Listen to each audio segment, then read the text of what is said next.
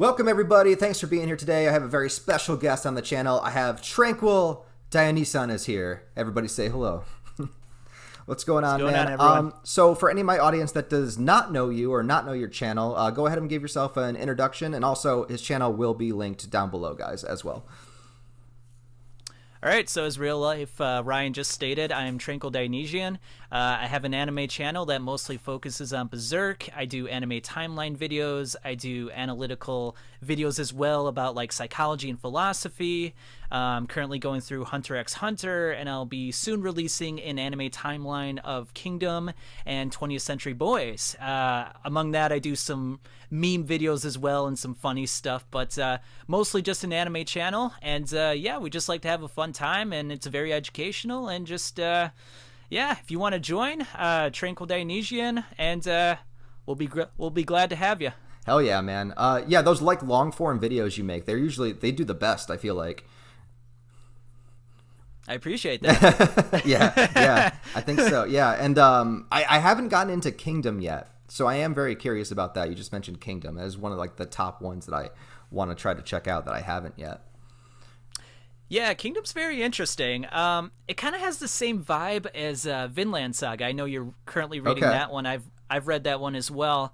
It goes through the era of conflict between the 7 states of China, and there's a lot of history involved, but it's not like he just totally leaves you behind. He always gives explanations in terms of what the state is doing, who are the generals, and you follow this one guy named Shin and kind of his upward push to become a general one day. And yeah, it's just really cool.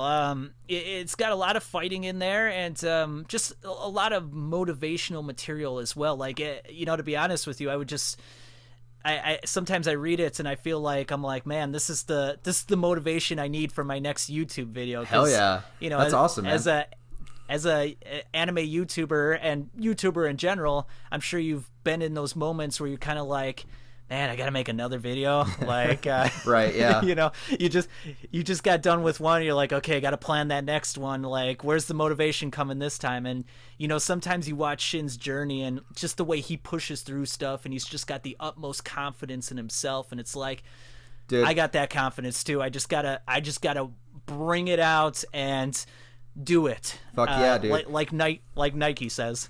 I don't care how nerdy it is. Like, I get all my inspiration from fucking anime, dude. Like, I like all of it. I'll be in the gym and I'll literally be listening to like not anime openings, but like there's a few channels that mix like inspirational, like pumped up music with anime quotes and stuff. I'll listen to that shit in the gym. People think I'm probably listening to something like I don't know, some like hardcore like rap or metal music. Like, no, I'm listening to like anime quotes while I lift.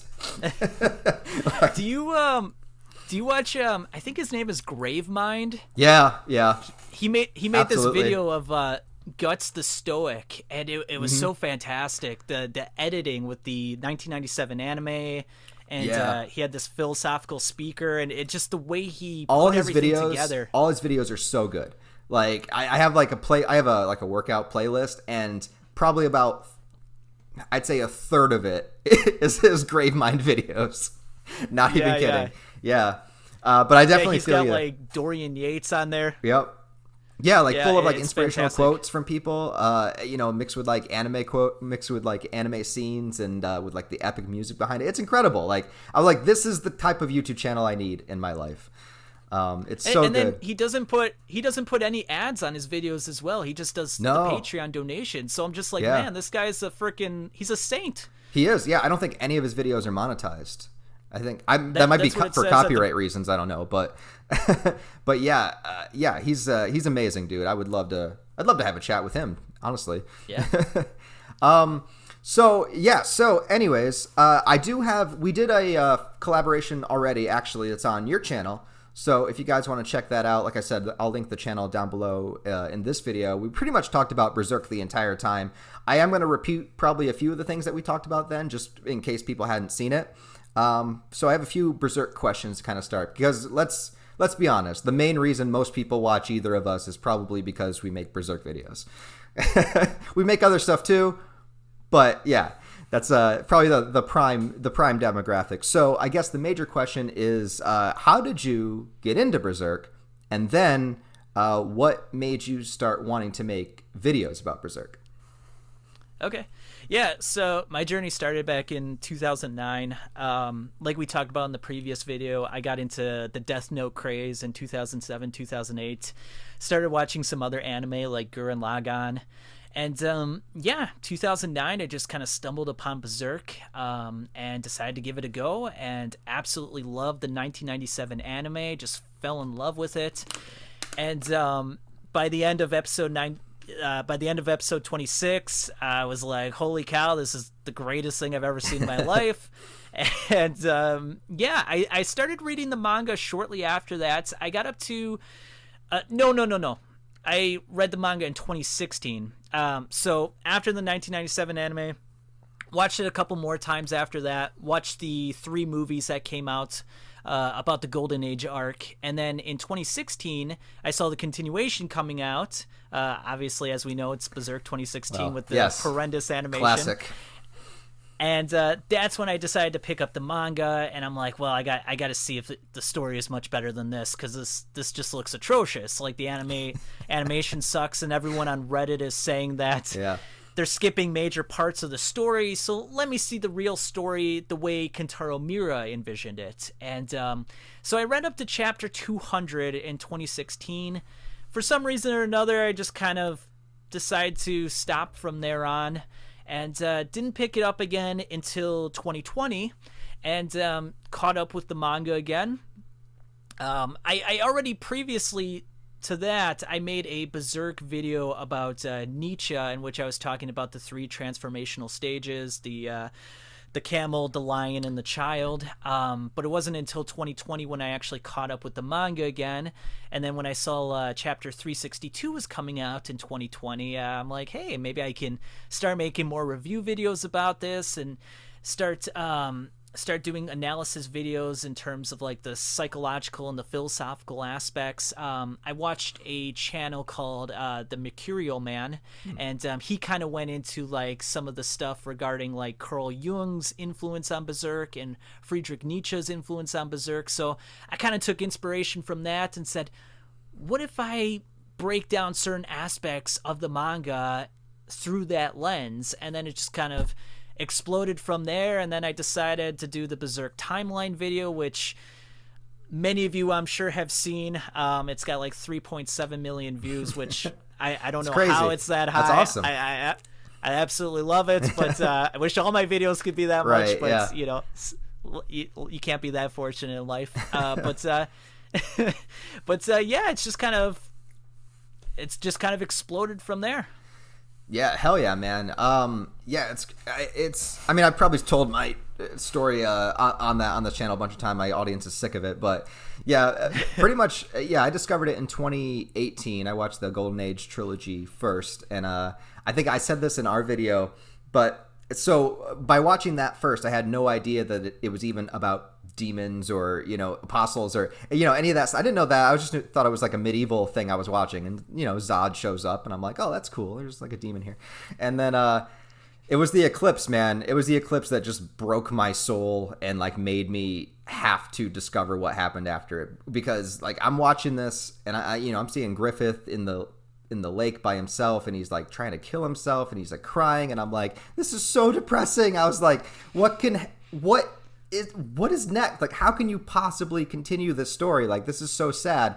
And then all of a sudden he finds the Bailet, and then you see weird creatures in the distance, and then the overcast skies, and then all of a sudden the next like 45 minutes I'm just sitting there like the entire time, and I'm like, well, it can't get worse than this. And then, you know, everybody dies. And then I'm like, well, it can't get worse than this. And then you see Casca descending. And I'm like, what the fuck? And then by the end of the movie, I had to know what happened. And that's what sparked me into getting into the manga, because it was like, so if the movie was a selling point for the manga, it worked. Because fucking, like, I needed to know what happened. I was like, this cannot end here. Thankfully, at the time, I didn't know anything about 2016. I didn't know it exists, so I didn't even try to like go and continue it that way. I probably would have. Lucky you. I probably would have not read the manga after that. I'd be like, nah, never mind. This isn't as cool as I thought it was. But with Berserk, that's a sorry to cut you no, off, you're but good. that's such a good point. Like, how many people, because you said you got into Berserk in 2018, how many people got into Berserk in 2016, saw that anime, and were just completely turned off because of it? Yeah. Like, I feel like that did so much damage to the franchise. I mean, there's still a huge fan base, but I wonder how many more there could have been if that anime didn't suck so hard. I wonder that all the time, because that version, the 2016, is on Crunchyroll right now. So if anybody just hears like, oh, Berserk, I heard that was cool, I wonder what that's all about, and they just go to like check it out, that's the only one on there, you know, that would be your first experience, that would be horrible. You would just completely like soil yourself, like you'd ruin it. It'd be like, this is not even like, what is this? Everyone talks about this. There's like a weird CG rabbit Guts is, you know, eating, and then there's like I forget even what happens in it. I think it's the first episode. I don't know. I only made it about 10 episodes in. I can't even remember what happened in 2016. But yeah, that would be tragic, man. So everybody avoid that at all costs if you're if you're a new Berserk fan. It was so weird because if I remember correctly, and I only watched it once, and it was in the background most of the time because I'm like, this is such garbage. Yeah. But like, I remember they started off with the Coca thugs inside the bar, and they were torturing Puck. Yes. And the same way the 1997 anime started, but they didn't have Puck in there. And then instead of fighting with the Snake Baron and then going to the Count and finding the Baelite and everything, I think they just went into the forest where they fought the skeletons with Colette being being possessed by one of the spirits. I remember and then after like Farnese showing up really soon. Then after that, yeah, after the battle with the skeletons, then Farnese shows up. So they completely skipped Black Swordsman arc. I mean, there was like a little bit, yeah, and then they skipped the Lost Children's chapters. So it was just like, what the fuck? That's horrendous, man. It's of all things to skip. Like the Lost Children chapters are it's so important. I can't stand anybody that calls that filler. I've heard people call that filler before, and I'm like, dude. It is like one of the most important segments for Guts' character and like the beginnings of the Beast of Darkness and everything that no, it is not filler. It's very, very important. Plus Rosine's story is so sad and tragic. Anyway, it's just a good story on its own. You know what I mean? I mean, I kind of understand why it was skipped because Rosine being underage and there is completely that. naked all the time. I mean, it's hard to animate that, you know. But you could cut. I mean, you could be like, oh, she's got fur or something. Like, I mean, you could animate it in a way where it would work, or just give her like a bra or something, or like a bikini or something, you know. Yeah, I mean, Puck's naked, so but you know he doesn't have a dick, I guess. But he doesn't. So, yeah. Yeah. And he's got an ass. Yeah, that he does. I think that.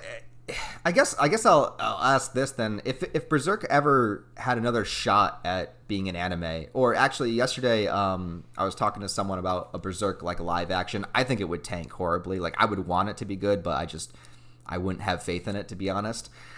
If they were going to adapt Berserk again in some way, what's your ideal way that you would want to see it? Do you want to see just like a series, like season by season going through the manga? Would you want to see movie versions? Live action, or should they just like leave it alone entirely? I would definitely like to see more Berserk content. If it was in the style of the 1997 anime, but with like updated animation, I want 2D animation. I don't want 3D. I don't want CGI. I just want hand-drawn 2D animation, but with a little bit of refinement, given that it's 2022 and it's been 25 years now since the 1997. If I could get that and see the Black Swordsman arc and the Conviction arc with the Lost Children's chapters, and if you want to throw in Falcon of the Millennium Empire, I mean, that's the way I would love to see it. Live action, absolutely not. I've watched a couple anime like that. The Death Note one, for example, was just atrocious. Yeah, that's bad. I mean, it's not to say you can't do live action right, but I mean, the amount of CGI you would need for Berserk and like the cast of characters and like I mean, I'm almost imagining on the scale of like a Zack Snyder Justice League. You know, Right. that's Well, this was my point the about level it. of I was money like, you need to spend to get like Berserk done right. yeah, like in order for it to even be decent, so many things would have to align. You would have to have a great director on board. You'd have to have great cinematography, like Game of Thrones level, you know, that they would be trying to do. You'd have to actually cast it well. And then, like you said, like the level of CGI and visual effects, like if they started with the Black Swordsman arc, okay, how are you going to do the count? Like, there are so many things that could go wrong. And then, like, you know how most, like, anime fans, even myself included most of the time, are when it comes to live action stuff. Like, you're immediately going to lose a lot of hardcore fans because they're not going to want to see it. And then, like, the mainstream, like, we love Berserk and we're in, like, communities that love Berserk, but, like, mainstream people, I don't think that they would, like, be won over by it. You know what I mean? Maybe it's just me, like, thinking it's too niche. I don't know what it... I just feel like the average, everyday, I'm just going to watch something on TV tonight fan. I just don't think that they would gravitate towards it. So many things would have to go right for it to even be just okay. I would agree, because I feel like for the general public, they look at, even though we're in a world where, you know, there's social media and everyone's communicating with everyone, so anime and manga are more accessible than ever before, there's always that risk of bringing something over to the States and wondering whether or not an American audience or a global audience is actually going to latch onto it. Mm-hmm.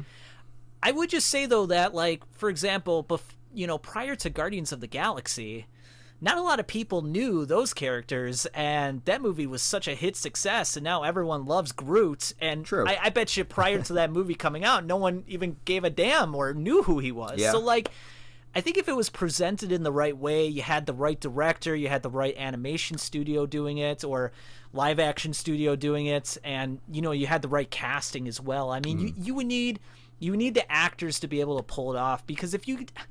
I mean, I wanted to like the Justice League movie by Zack Snyder. I thought the 4-hour cut was really good, but I just never bought Ben Affleck as Batman. I couldn't get past it. Like Christian Bale, I did like Robert Pattinson. I thought he did a pretty decent job in the Batman movie, but Ben Affleck for me has always just been like a B tier actor. I just never... I never saw him as that guy. Actors can make or break it, and that's like the thing. Like, that's like, how are you going to cast? Like, who are you going to cast as Guts? Like, I can't think of like anybody to play him to begin with. Like, I think you'd have to go for like an unknown. But I do have a fan cast of Roderick is Henry Cavill. Just picture Henry Cavill all suave being Roderick, and also who is my other one? I had another really good one. Oh, that's a good choice. Do you know who Anya Taylor-Joy is? She was in the Northman, the Northman that just came out. She was in The Witch. She's like blonde-haired actress. Anyways, she looks like like Farnese. She would be a perfect Farnese. The Witcher? No, just The Witch. Oh, no, I never saw that. Yeah, look up Anya Taylor-Joy at some point. I think perfect Farnese. But anyways, so yeah, go ahead. It's hard because who would you cast as Guts? I mean, you need someone. I mean. He's at least, by the time he's 20, he's like 6 feet 8 inches tall. I mean, you don't need someone that tall per se, but like, I'm almost thinking like The Rock or Jason Momoa. But I don't know if they could pull it off, to be honest. No, The Rock is a little too I don't think he's got Hollywood. The acting chops for it. Like, The Rock can only act as The Rock.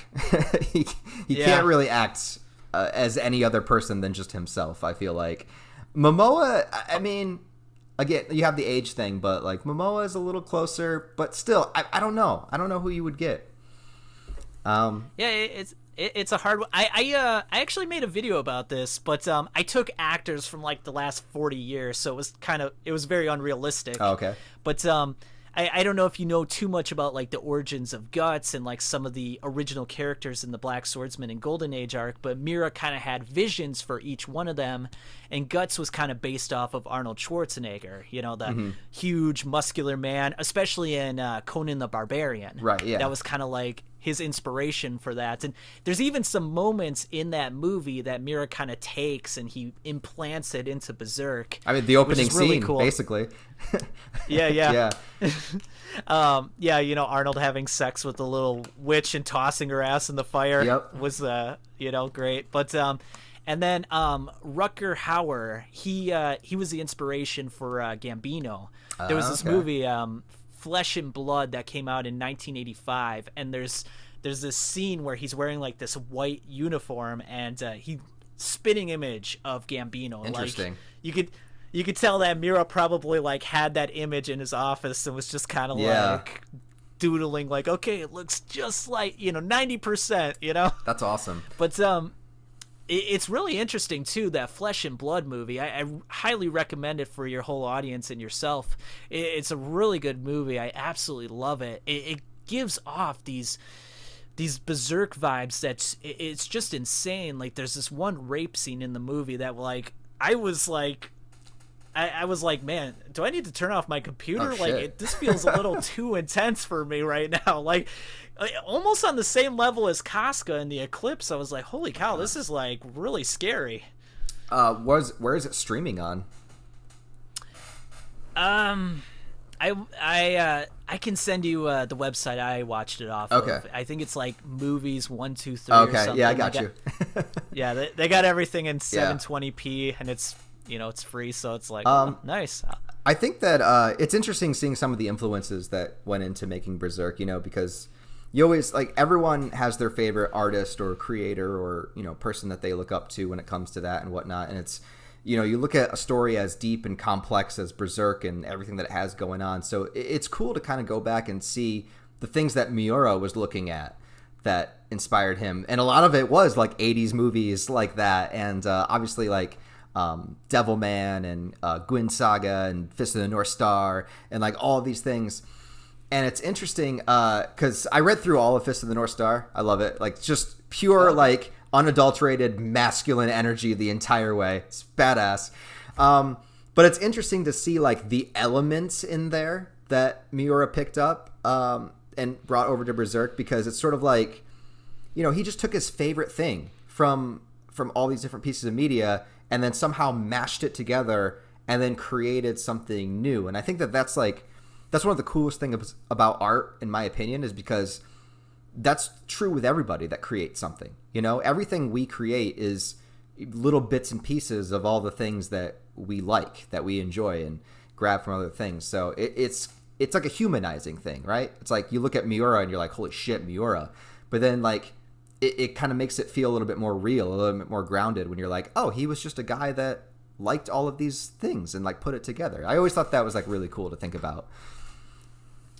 Yeah, absolutely. I mean, at the end of the day, he's a fan just like all of us. Yeah. I mean, he took his passion and he put it on the page, and you can see how that grew over time. I mean, like in the Black Swordsman arc, his art is phenomenal, but as you see in the Golden Age arc, and then Conviction and Falcon of the Millennium Empire, and finally Fantasia, like, it just gets better and better, and the level of detail in some of those panels is just absolutely incredible. One of his other inspirations too, you talked about Devilman, was the mangaka for Devilman. His name is Go Nagai, and he made another work called Susano, and that work, it hardly anyone knows about it. I didn't know about it until I took a look into Go Nagai. Yeah, I haven't heard of that one. I've read Violence Jack, and I'm working on Lady Devilman, but I haven't heard of that one.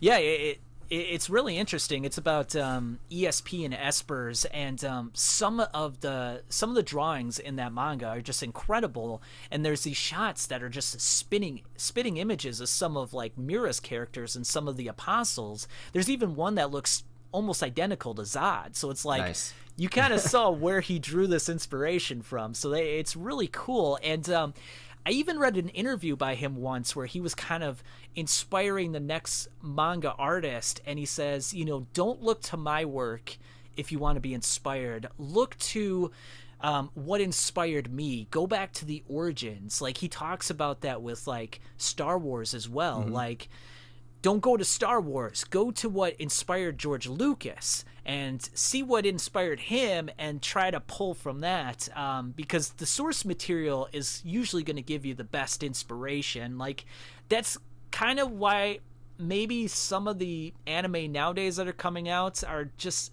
they feel a little redundant and cliched because they're all kind of just like taking ideas from each other. They're not really doing the deep dives into some of those past mangas, like from the 60s and 70s, or even going to like some novels like by Dante Alighieri and the Divine Comedy that were done hundreds of years ago, taking inspiration from that.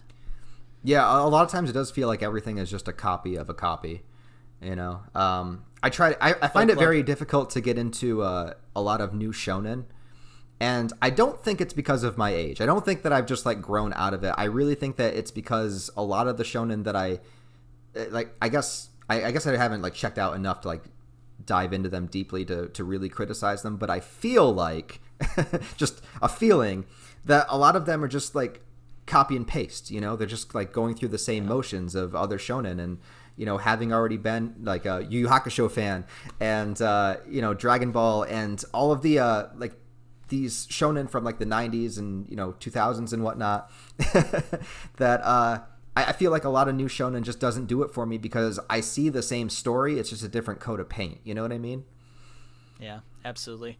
Yeah, I don't know what it is too. I mean, like, it just feels like back in the 90s and early 2000s, everything felt so innovative and new. I mean, like, even Dragon Ball back then there was an edge to it that made it very engaging. Yeah. Like, even though the characters weren't really well explored and they were kind of a little bit cookie cutter, it was still a very engaging show. Like, when I saw Cell for the first time in the androids, I was on the edge of my seat. Granted, I was 9 years old, but I think Cell was scary, dude. When he first shows up and he like sucks that dude up with his tail, dude, that'd give you nightmares as a kid.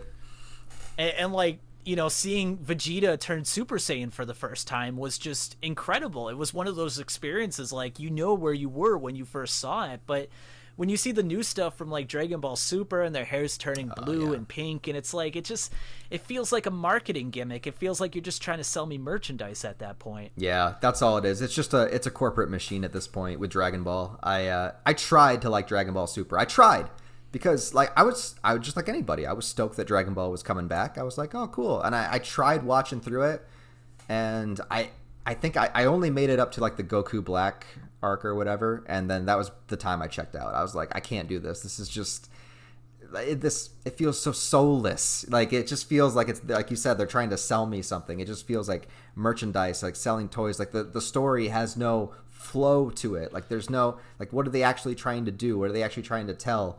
It's like nothing. They're just trying to give Goku a new form so that you have new toys to buy. It's like, just didn't. There wasn't the heart in it, you know.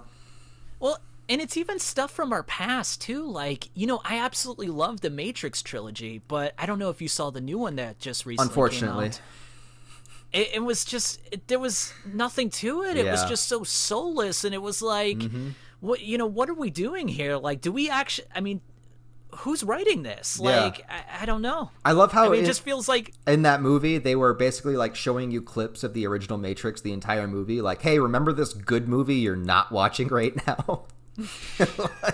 like, why are you showing me this and reminding me of what I don't have? Yeah. Well, and I originally I liked the concept, the fact that like they were kind of hiding the Matrix in plain sight. Like, he was, spoiler alerts for anyone who hasn't watched it before, but you know, like, Neo was the creator of this Matrix game, and like that way he doesn't look into it more because it's a game, it's not real, you know. And it was an interesting concept, but like everything about it, and a lot of movies in general nowadays just feel so meta. It's always like a wink wink, did you see what we did there? And it's just like, I go to watch a movie to be immersed into the world. Like, I don't want to be reminded of the outside world. Like, you're telling me a story and I want to buy into that, and as soon as you take me out of that experience, like, you kind of lost me in a way. Yeah, or it's all like nostalgia bait, or it's just like winks and nods to the audience, like you said, or remember this or remember that, or like South Park did it best when they talked about the member berries. I don't know if you ever saw that episode, but it was like might have missed that one. There was I think it was when one of the new Star Wars was coming out, and basically they had like they were like grapes, but they were like all talking, and they were called member berries. And every time you would eat one of them, you would get nostalgia for something that came out in like the 80s or 90s. You'd be like, oh yeah, that was so good. And they're like, yes, remember? I don't know. Anyways, so continuing. Do you think? Yeah, go ahead. Oh, just sorry. One more brief thing. Do you think it has to do with like social media and the fact that we're all so connected? Like back in the 80s and 90s, there was almost like this veil curtain. So like you didn't hear about these movies coming out. Like when you went to the movie theater, it was kind of like a surprise. And now everything there's leaks and there's speculation on Reddit and other social media platforms. And by the time you get to the movie, you almost feel like you saw it. And it's like half of the enjoyment's gone in a way. Yeah, it is kind of like that now. It's not like there's that kind of special movie, that like underground thing that, you know, only a few people have seen or talked about, and that you see at like a night with your friends or something, they decide to show you it. It's like now everything is everywhere, you know, and I think we have so many choices now that it's almost, I'm going to sound like an old man talking, but it somehow makes things a little bit less special. You know what I mean? It does. I remember when you used to go to like the video store, you know, you had to make a commitment. You had to make a choice. What movie am I taking home? Like, this is it. Yeah. And if you don't like it, you can't just stop 10 minutes in and just pick another one. You got to just go with it. And it just, I don't know. It made things feel more, I don't know what the word I want to use, but not special, but something like that.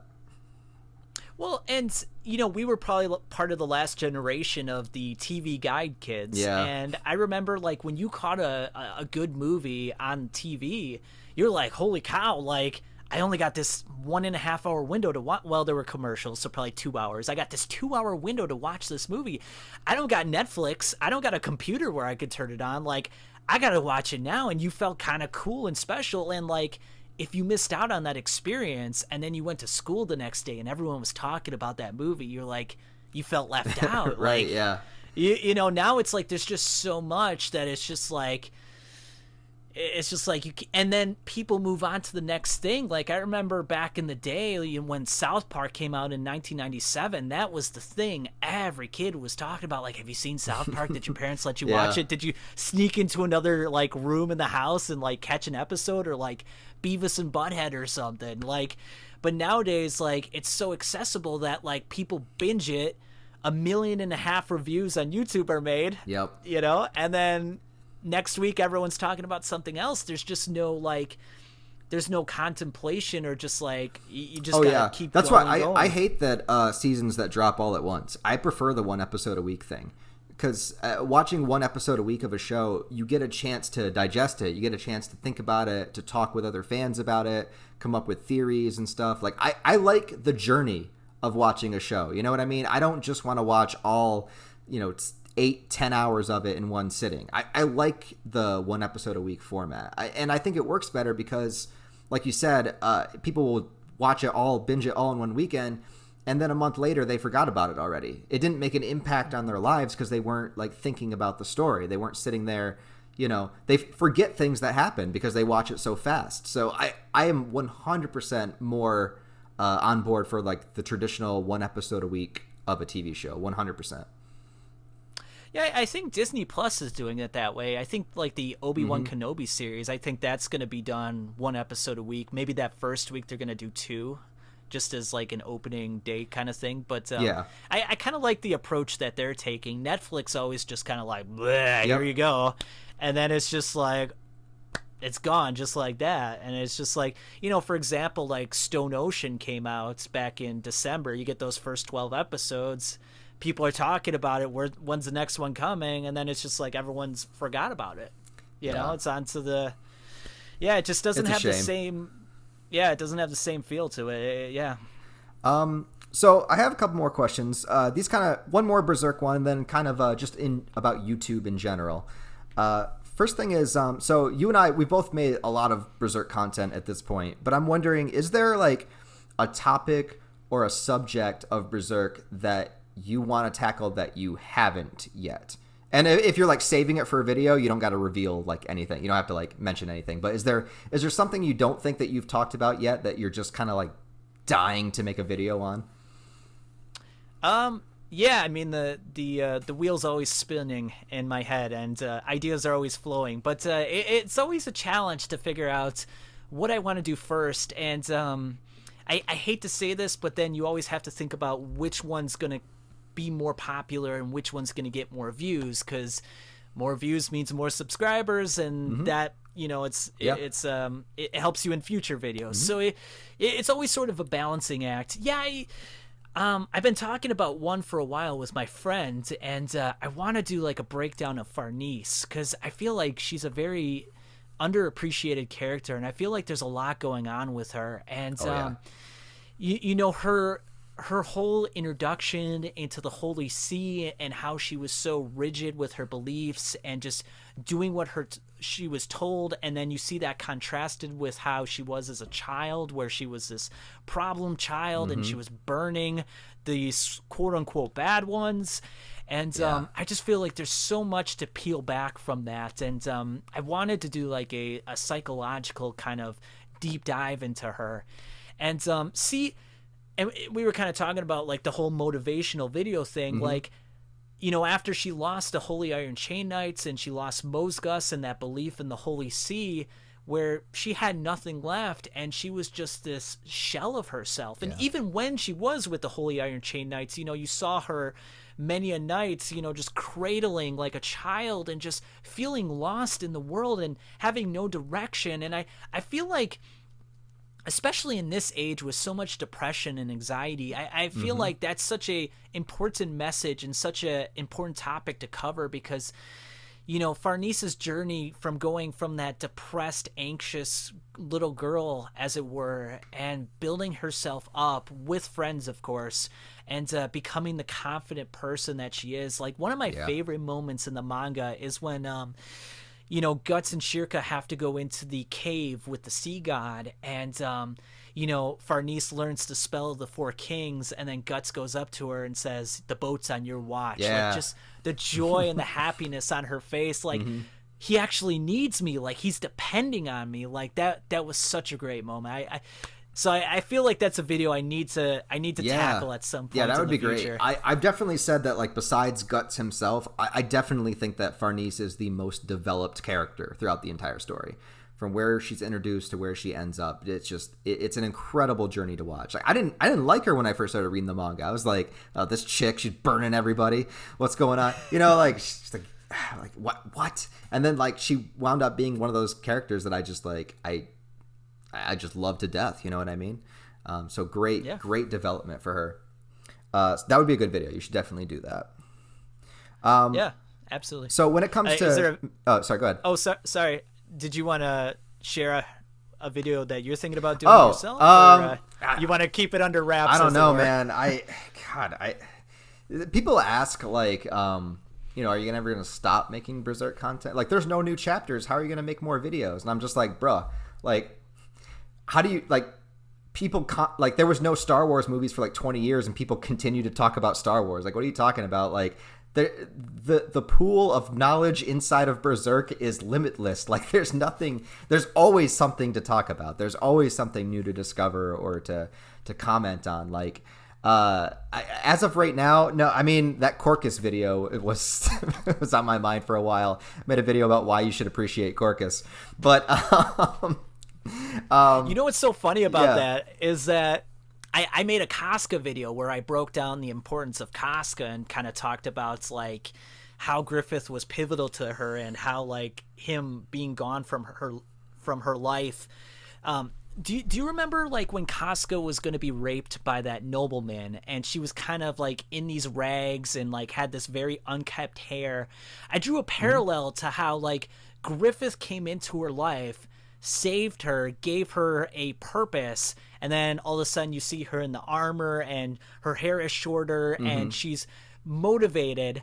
As soon as Griffith leaves her life, she goes back to the long hair again. She's wearing the rags again. And, like, I kind of drew this parallel, like how once you kind of lose that purpose, you sort of lose yourself in a way, hence the reason she became this infantile adolescent, as it were.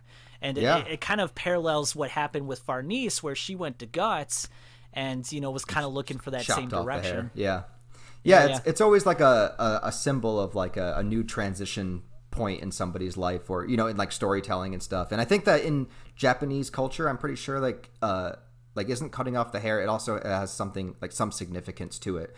I know that doesn't really like technically apply in Berserk because it's not in Japan, but I'm sure like while Miura was writing it, it had something to do with that too. Just sort of that like symbolism of a new era. Right. What else was I going to say? Oh, anyway, yeah. Sorry, before go I ahead. cut you off again. The reason I talked about that Casca video is my buddy was like, "Oh, that was a good Casca video. You should do one about Corcus." And literally, like 2 or 3 days after he mentions that, I see your video drop, and I'm like, "Well, there goes that idea." No, dude, ride the high, man. People like be like, "Oh, Corcus, I want more Corcus content." The Corcus expanded universe. Corcus. We're gonna make it real. Yeah, I don't know. So with that, I guess like jumping off of that, when it comes to YouTube and everything, what have you found so far? What do you think is the best aspect of doing YouTube videos, and what's the worst aspect in your opinion? The best aspect is allowing me to, express my creative potential. I've always wanted to be able to express, who I am and what I like in some sort of medium. And YouTube definitely allows me to do that. And I just absolutely love it. I work a corporate job that is very rigid and by the book, and it pays the bills, but at the end of the day, it's a bit soul-crushing. And I feel like YouTube, in a lot of ways, making the Berserk videos and the anime videos is so liberating. It allows me to expand who I am and cultivate it in new ways. So I just absolutely love that. And I would say, in contrast to that, the stuff that I maybe don't like so much is, the expectation. Like when you first start YouTube, you sort of expect it's going to be this fun process, and you're going to be making videos and everyone's going to love them, and you're going to be making money, and you're going to be like PewDiePie and make millions off of it. And it's not like that whatsoever. Like it takes a while to get noticed. I started this journey back in 2019 with my, I think I was talking about Attack on Titan. I did a few reviews on that, and then I did the Berserk Nietzsche one. It was roughly about 3 years ago. I think it's going to be 3 years this June. And, it took a while. I mean, I think it was a year and a half before I got over 2,000 subscribers. Now, after I made that Berserk Timeline video, it exploded from there, but it was just a year and a half of just struggling to try to find my audience. And that part, it was challenging in a lot of ways, because I was trying to figure out what can I do to attract people, but then I was doing a lot of self-reflection, like, well, what am I not doing that's not appealing to people? So it kind of works hand in hand. The bad parts sometimes become the good parts, because then I'm like, well, how can I present this in better ways? Maybe instead of using iMovie, I should use Final Cut Pro. Maybe I need to get a better microphone. Maybe I need to start learning more special effects. So I started watching tutorial videos. And slowly but surely, my videos' quality got higher and higher. And people have recognized that, and seen the comments where they're like, "Man, your videos like the best I've seen," or "Man, I just love watching your videos and your channel. Like, it's always a pleasure." Like, that just makes it all worth it. So the creative freedom, seeing that, seeing that your work is being appreciated. The monetary reward's always nice too. Just having extra cash in addition to what I get at my job.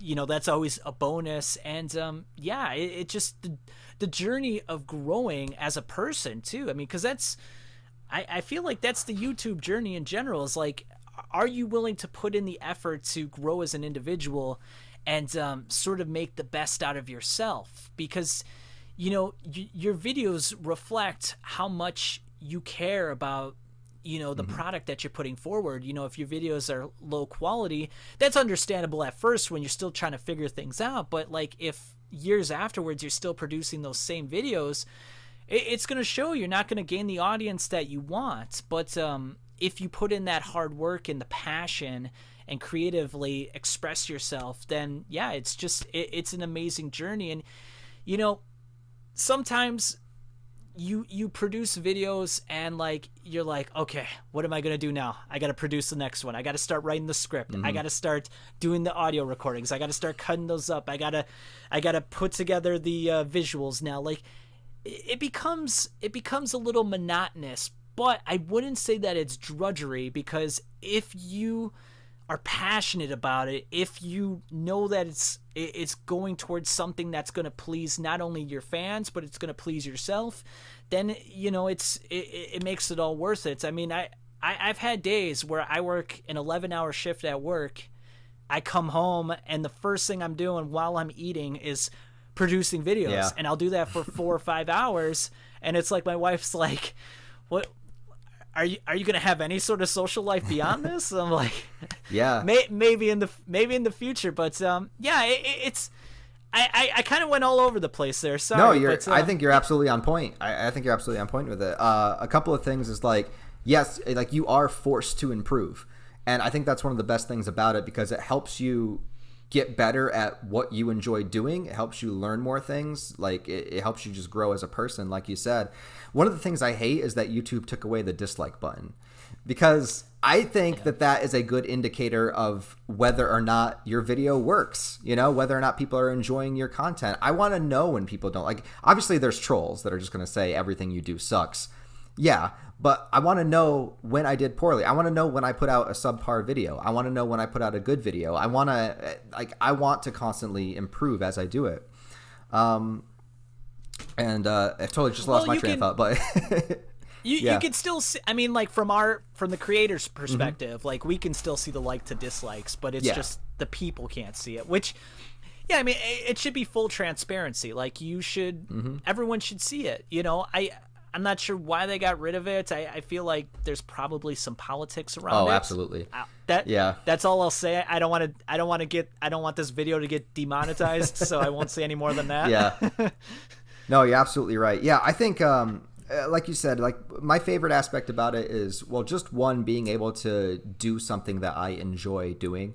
I'm sure you can probably relate, but like pretty much ever since I was, 16, got my first job, throughout pretty much all of my 20s, like I always had to wind up working whatever job I could get at the time, to make ends meet. And I never like particularly enjoyed doing any of them. I met some really cool people, made some great friends, at particular jobs, but it was never me. It was never my passion. It was never something that I wanted to do. And that's okay for a while, but over time it does start to like really, really weigh on you. And for YouTube, it took me a long time. I had like a bunch of various channels. I tried a whole bunch of different things, over the years. And this is the first one to ever kind of like pick up some steam. And I was like, I'm not going to let this pass by. I see that the door is somewhat open. I'm just going to go full force, 100%. And work on it. And I think that a lot of people don't realize, like, if you want to do YouTube, I think a lot of people don't realize like how much time really goes into creating videos. Like, it's not, I mean, you can just like record yourself talking for like 5 minutes and upload it, and some people will do amazing with that. But the majority of people that try to do YouTube, like, it is a grind, especially when you're working another job also. And I don't think that some people quite understand that, or at least prepared for the amount of time that it's going to take to dedicate towards it. And then while you're doing that, to also continue to try to get better, to try to improve, but then also try to give your audience what they want, because YouTube's algorithm and the system and everything, like, it punishes you when you put out videos that don't perform well. If you put out 2-3 videos in a row that are like your 10th out of 10th, you know how it gives you that list of 10? I don't know if you have the analytics page. Yeah. So if you put out like 3 or 4 in a row that are like number 10, the algorithm starts to say, well, people don't really like his channel. Let's start pushing it down. So it's a balance to try to like to create the stuff that you want to create, but then also create the stuff that's going to get views, and also try to like maintain that line. And it can get very, very stressful. I mean, I still would prefer to do it. I would prefer to do this over any other job I ever had. Don't get me wrong. But agreed there. But it is a grind, and it is work, and I think that that is one thing that you absolutely have to be prepared for if say like anybody watching this that wants to start trying to do YouTube, like The advice that I always give, I give like 3 pieces of advice. My number 1 is to be absolutely okay with criticism, because you're putting something out on the internet. People are going to criticize you. They're not going to agree with you. They're going to want to argue. Just ignore it. It doesn't matter. Just criticism exists. Just get over it. Like there are some people that will like break into tears for every bad comment they get. It's like, you can't be that person. Like if you are that like reactionary to single comments, then you're never going to make it. Like you got to be okay with criticism. My number 2 is like, be as consistent as possible. Just keep creating content. Some people will try it for a week, get bored, get distracted, not do it anymore, and then they'll be like, well, my channel nothing ever happened. Well, you didn't really work on it. You worked on it it's like when people like New Year's resolutions, I'm going to go to the gym and get fit, and they do it for a week, and then they're like, nah, I'm doing it. It's like, you got to do it. And my third and final one is, you just got to be yourself. And I know that's like super cheesy, but like the reality is, any video that I make, that you make, that most people make, the information that we're sharing, I mean, though it's like our unique perspective, like they can probably get the information anywhere if they really want to. But what makes them come to your video or my video is the way we present it, like how we say it, like what our unique personality adds to it. So you can't just be like somebody reading from a dictionary, and you can't just be like, just here it is, blah, blah, blah. This is a review for blah. The acting was good, blah. It's like, you got to throw your energy into it, your unique spin onto it. So those are like the 3 main things I always tell people. Yeah, absolutely. And I mean, I had an idea, but I lost it. Oh, I'm sorry. I would no, that's all right. No, I sometimes I need to hear that stuff too. But I feel like so many people, and like, especially when I drop a video, they have this misconception. Like, for example, like when I was dropping the Kingdom videos, it's a manga that's over 700 chapters long.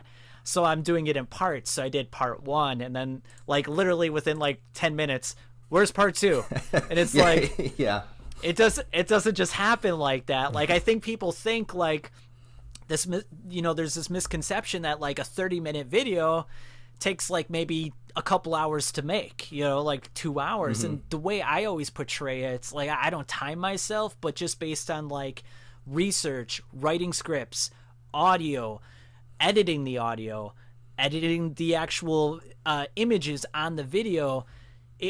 Every minute of video takes about an hour of production. So if I make a 30-minute video, that's taking about 30 hours for me to produce. So, if I work 3 hours on it every day, that's going to take about 10 days for it to come out. So, I mean, and some days, work gets a little too stressful. I also have kids.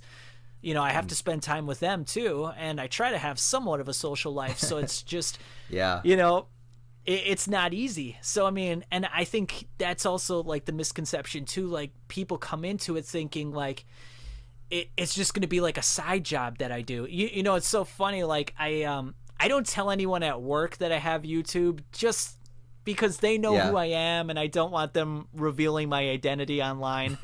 Not that I care or anything, but how some people can be trolls, and they'll just, so I haven't told them that. But it's so funny, because this was just like not even a couple months ago. One of my coworkers is talking about like, hey, I'm thinking about making a YouTube channel, like, just to make a little extra money on the side. He's like, it sounds super easy, like everyone's doing it. I'm like thinking in the back of my head, like, I already have a channel, and I'm like, I could teach you so many things. And I was trying to dance around it, like, yeah, I mean, it might sound easy, but I think like a lot of things in life, you got to put the effort into it. You can't just go into it thinking it's just going to happen. He's like, I don't know.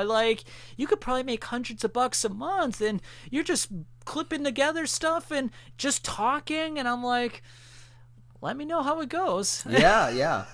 But that's the thing. I mean, I don't know this person, but that's generally like the mind state of somebody that will do it for a week and then not do it anymore and be like, well, I only gained 2 subscribers. It's just like, I didn't feel like it was worth it. It's like, nothing that's worth it is just given to you. Like, you have to work for everything. Like, this is like, I go back in time and like smack my 14-year-old self and be like, they're right. Like, you have to work to achieve things in life. Like, there is no, like, every once in a while, yeah, maybe the universe will give you something nice or like hand you something, but generally, like, it's a lot of work and effort, and that's what it takes. And that's what kind of sucks about life, right? Is because if you want to be really good at something, there are a lot of other things that you have to sacrifice. You know, well, maybe Berserk was right all along. I don't know.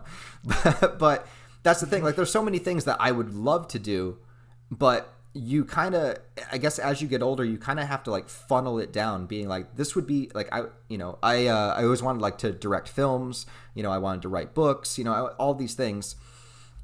And I guess like as time moves forward and as things unfold, it kind of gets filtered out, and you sort of like narrow down into the one thing. It's like, I can't scatter my attention between all 17 of these different things, because then no one thing is going to be good.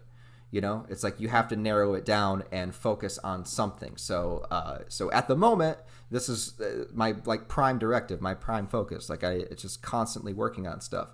But I do enjoy it. Like, it is work, but I do enjoy it. So that I think is the main difference. Is I think there's tons of people that wouldn't enjoy it, that like the idea of it, but wouldn't actually like doing it.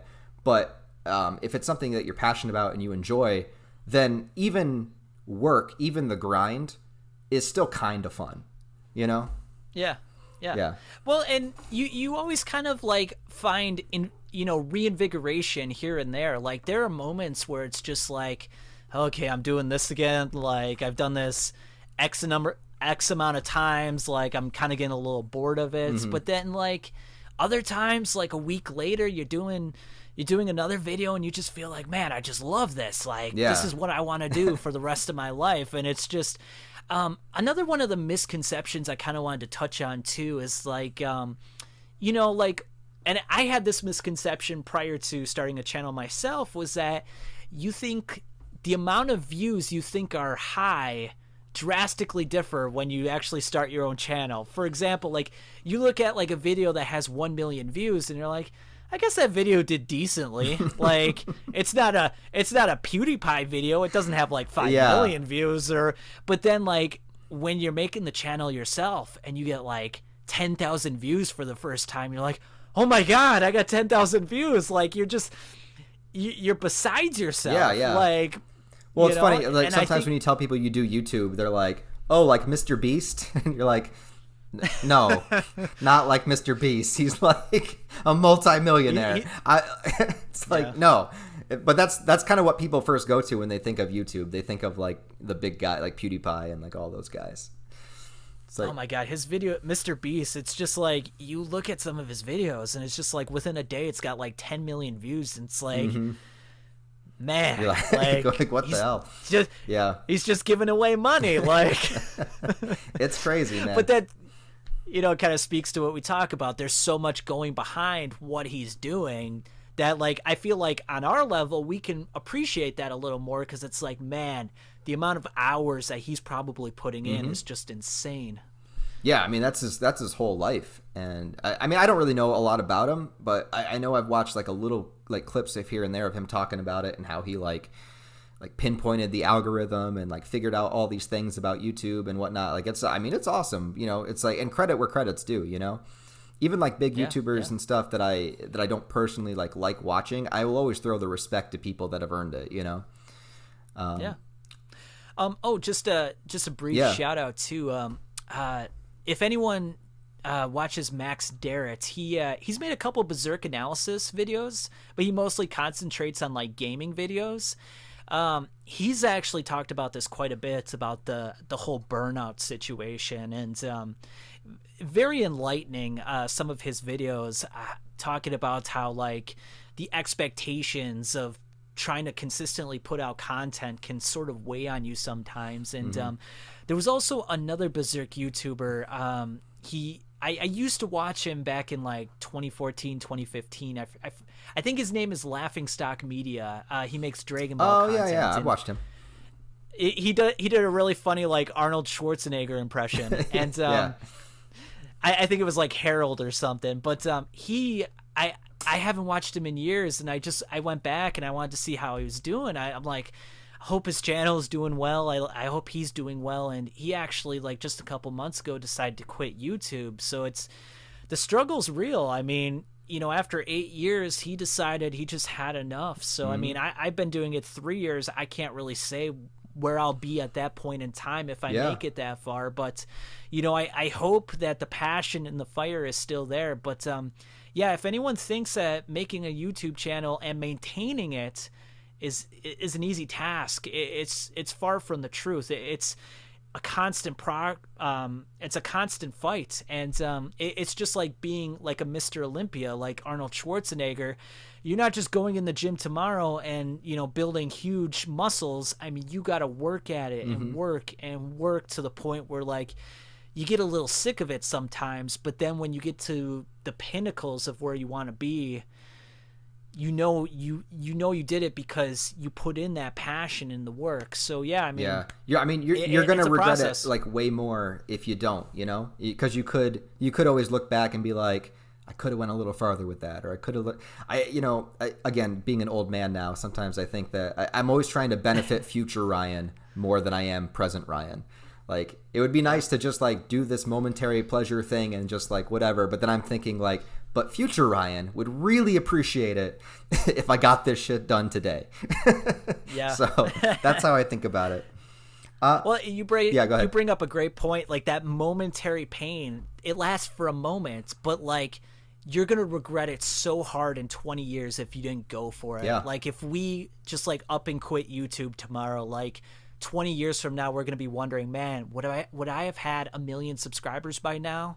Like, what would my channel have been like? What would my life have been like? Like, you don't want to be in that position in life where it's too late. Like, you want to do it now, and you want to accept the challenges and hopefully be able to see yourself up on that mountaintop some point in the future. Absolutely. My thing is, like, I would always rather try and fail at something that I want to do than fail at something I never wanted to do in the first place, because you could still crash and burn no matter what happens.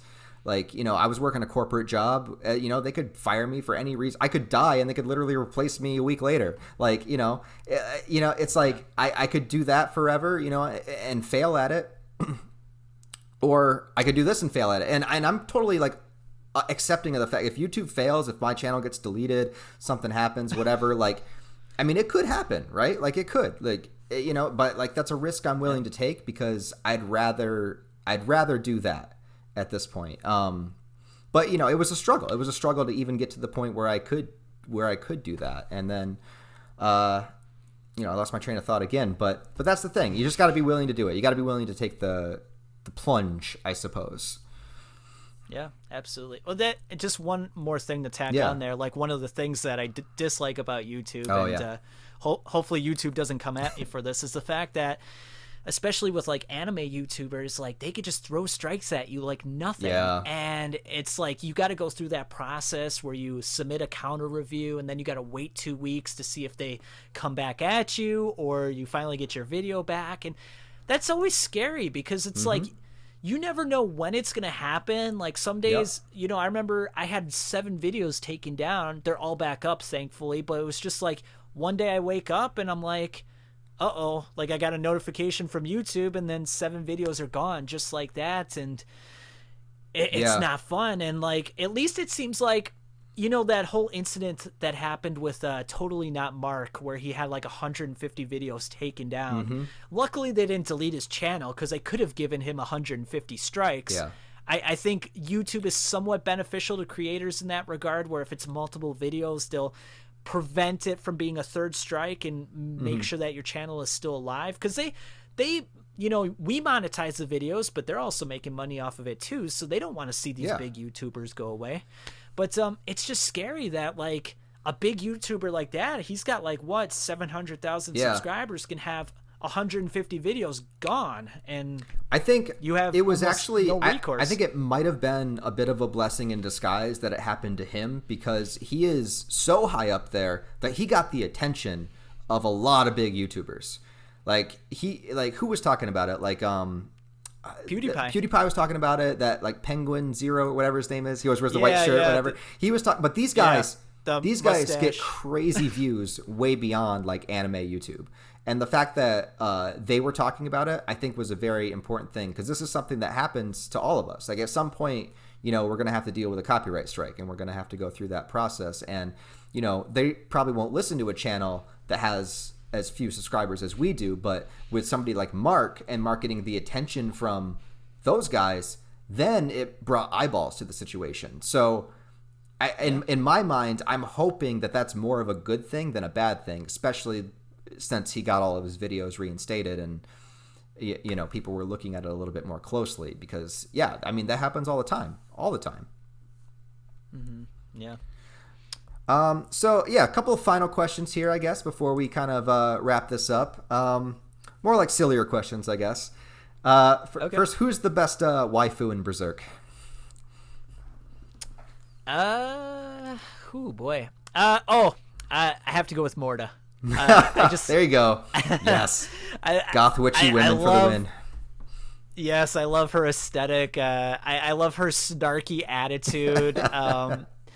I love that she's adventurous too. The fact that she's just not reserved and wants to stay on the safe island, that she wants to get out in the world. Yeah.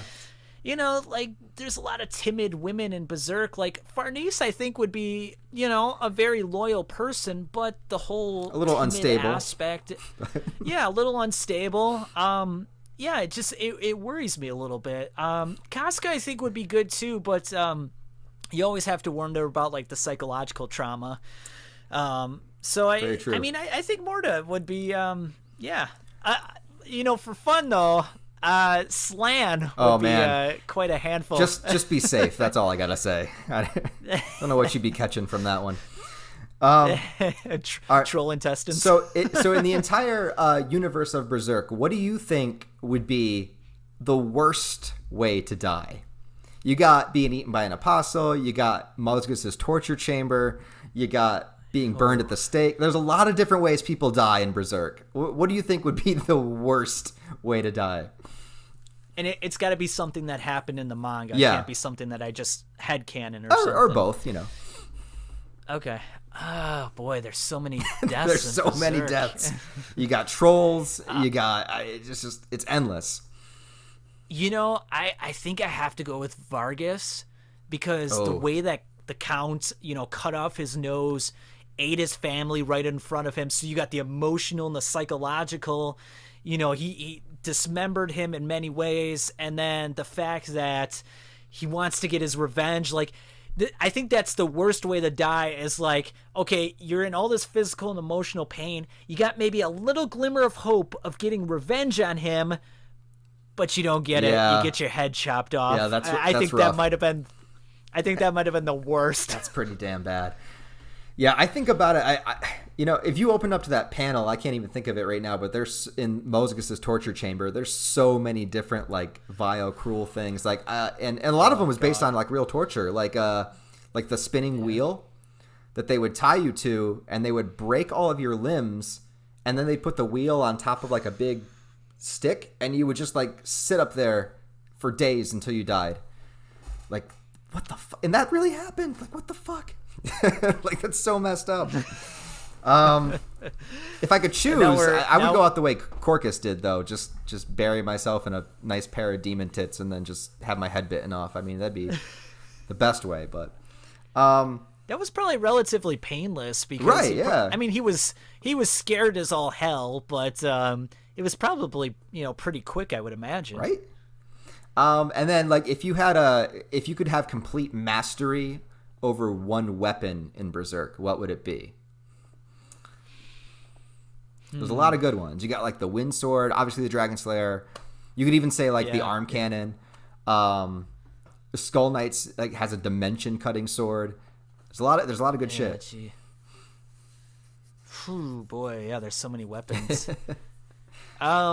I think it would be too obvious to go with, like, say, one of Guts' weapons, like the repeating crossbow and the cannon and the Dragon Slayer. So I'll leave that one on hold. That he's the Giga Chad. You know, I'll let him keep his stuff. I always kind of thought that Serpico's wind thing was a little kind of beta male-ish. Like, he can do some damage with it, though. I know, but it's the optics of it. You know what I mean? It's a feather. Like, it just kind of look. Yeah, it's a feather. It kind of looks like a Swiffer sweeper. It's just like, you don't look too manly carrying that. Oh boy, I got to think about everything now. I guess it's not the most powerful thing, but it's pretty damn badass. Do you know that sword that Zod chucked to Guts? Oh yeah, when he was fighting. Yeah, when he was fighting like Bascan? Really thick blade that it has on it. Yeah, that thing was just bad. It looked like it was serrated. I mean, it looked like it had 2 points going on either ends. It was just like, you walk into battle with that, everyone shin their pants. Like, they're like, oh, stay away from that guy. For real, yeah. Zod has a pretty his sword, the sword he uses when he fights Guts on the Hill of Swords. There's a specific name for it. I can't remember what it is right now, but it's a real sword that exists, and it's just like, it just looks so like just gnarly, like just bad. Like every part of that just looks like it would just dismember you so easily. Yeah, I don't know. I guess if I had to choose one, I don't know. I don't know if I could choose Roderick's entire warship, if that counts. But if that doesn't count, I want a boat. Seahorse for the win. Yeah, dude. It's, oh man, it's really tough. I mean, the Skull Knight one seems cool, but it's not very practical. Like, I don't really need to cut holes in dimensions very often. So yeah. Usually a forgotten character, but what about like Salat? You know, he's got like the little rings, he has a lot of cool weapons. Yeah, he's got like the hidden blades and like the ones in his toes and stuff. That would be a pretty good one, actually. That's what makes me so sad Berserk isn't continuing, because I want to see like Salat weaponry but with a Rickert spin on it, because like Rickert can create like bazookas and shit. So like, imagine what he does with like Salat's style of weapons, you know? Yeah. Oh, I would have loved to see what happened like in that mountainous region where like all the Tapasa were. Yeah. And, like, see what kind of training like Rickert was going to go into. Like I almost imagine him kind of sort of like taking on the garb and almost becoming one, like an unofficial member. That's what I would love to see. And just like seeing him come to Guts's aid and be a part of the like main crew, cuz like he's kind of like the unofficial member of Guts's main crew that I feel like needs to be there at some point. Yeah, that is a reunion that I would have loved to see happen. So many things. Actually, I was going to use that as my final question, basically. I was going to say, so if Berserk had continued, what are just like 2 or 3 things that you would have loved to see? You could use that as one of them if you wanted to, like the reunion of Guts and Rickert, but like, what are like a couple of things that you're like, man, like that's the thing I want to see? Well, we talked about this in our last discussion, how time is distorted on Skellig Island where Elfhelm is. And so the time that they're spending there could be months or years in the real world. So by the time Guts comes back, Rickert's going to be this new person. Falconia is going to be this new thing. Who knows what it's going to look like by the time Guts gets there. But the real thing that I think all the Berserk YouTubers and all the Berserk fans are really wondering about is what Erica is going to look like when she's 18. Oh, no. Just kidding. Oh, no. I'm kidding.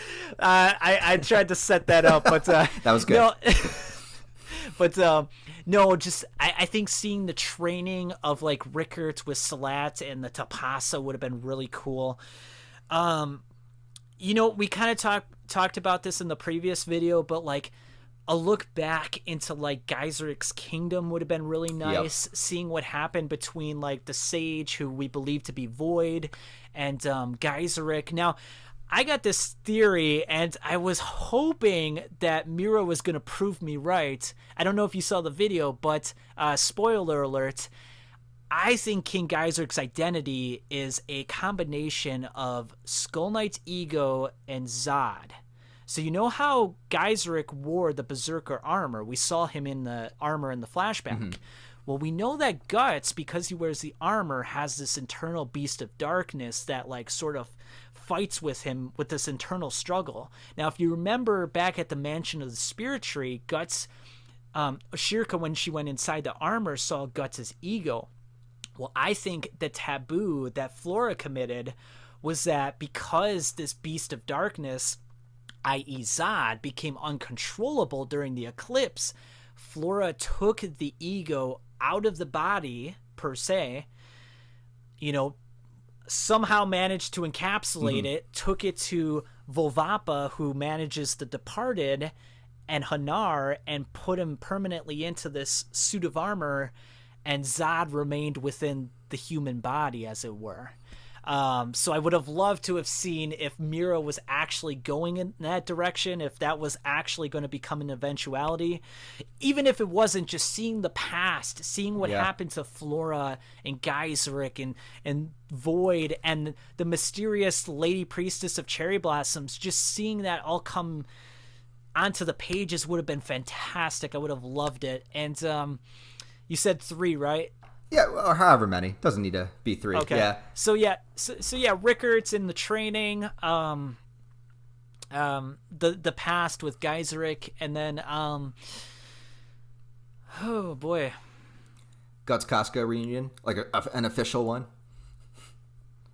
Yeah, that would be great too. Yeah, for sure. Yeah, just seeing that final ultimate battle, seeing how it plays out. I remember you actually made a video about this before I did. I made one.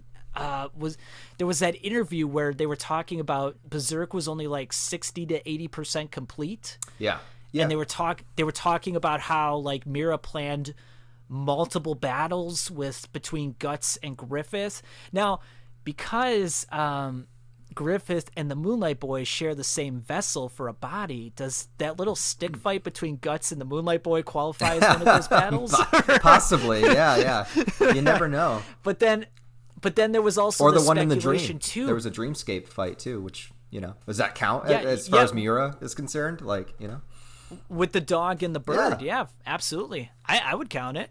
I mean, if who was it? Like, was it Gedfring or Donan where they were saying like the astral realm is very similar to the dreamlike realm? So I mean, if you're gonna count the astral realm as real, I think the dream realm is real as well, especially considering what it did to Casca and how she was broken because of her internal demons. Yes, the danger was real. I mean, they had to be careful. They had to defend themselves. So it was real in a sense. Yeah, absolutely. So, oh boy, I lost my train of thought. Sorry. I think I think for me, like the things that I definitely want to see, obviously Guts Casca reunion. I want to make this happen. A 3-way battle between Guts, Zod, and Skull Knight. Like let's go. Like I envision it in my mind of Skull Knight coming to kill the Moonlight Boy, Guts protecting the Moonlight Boy, and then Zod jumping in the fray and just like having like a 3-way just battle scene with them. And then obviously I want to see the God Hand again, like in story. I know we saw him in the Skull Knight flashback, but it's been long enough. It's time. I want the God Hand back into the story. Yeah.